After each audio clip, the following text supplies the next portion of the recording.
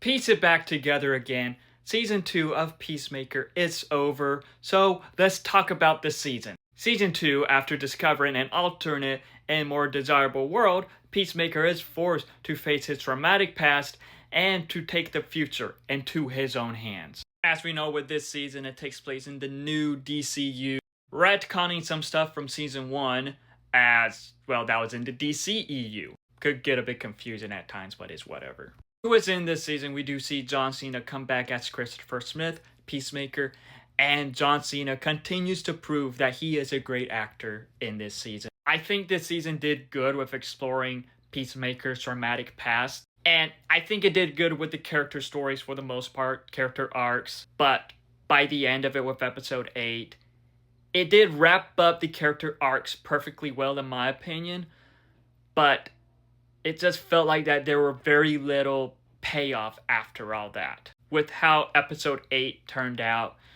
I can't lie, I was kind of disappointed with it because this was a good season for the most part, but with the final episode, I just don't think it necessarily worked in fully wrapping up the season perfectly well, which unfortunately just makes this a bit of a letdown.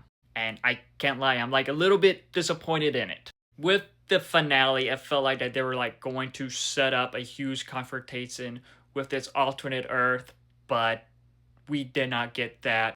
And it was like super overhyped by DC, by James Gunn, which unfortunately it didn't live up to the hype.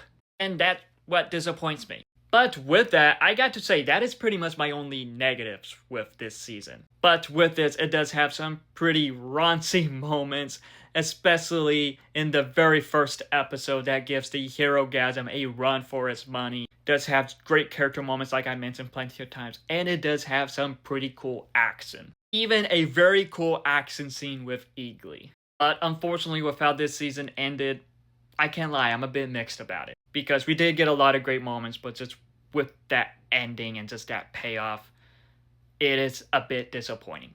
And I do got to say, I do think Season 1 is better than Season 2. Overall, with Peacemaker Season 2, I am mixed about it because it does have a lot of great moments, but just by the end of it, the payoff, it didn't fully land well, which sadly makes it a bit disappointing. But I still enjoyed it for the most part. But regardless of all that, have you seen Peacemaker Season 2? If so, what are your thoughts on it? Let me know in the comments below and follow me for more.